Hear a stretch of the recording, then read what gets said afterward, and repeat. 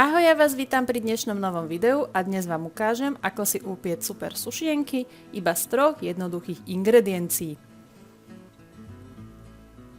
Budeme potrebovať 170 g masla, 100 g kryštálového cukru a 255 g hladkej múky. Do misky si dáme zmäknuté maslo,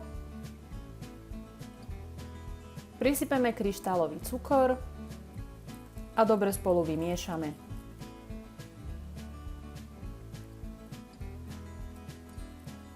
Ďalej si prisypeme hladkú múku a začneme pomaly spracovávať cesto.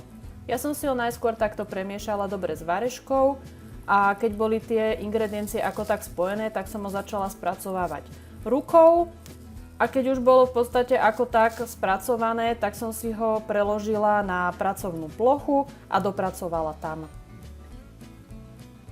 A tu už máme výsledok.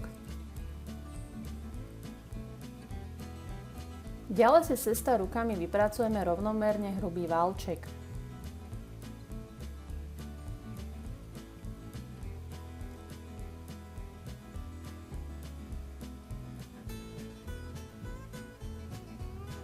Ktorý si následne prekrojíme na dve rovnako veľké časti, aby sa nám s ním lepšie manipulovalo. Potom si každý zvlášť zabalíme do priehľadnej potravinárskej fólie.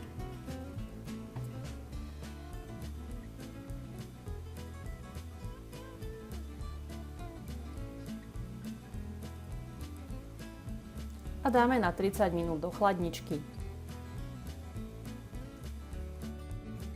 Po pol hodine si cesto z chladničky vyberieme, rozbalíme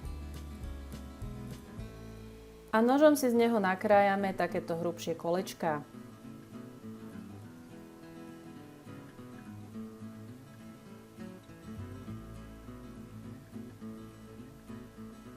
To isté spravíme aj s druhým dielom.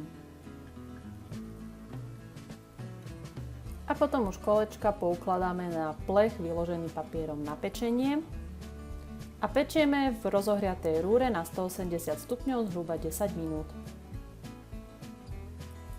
A tu už máme čerstvo upečené sušienky.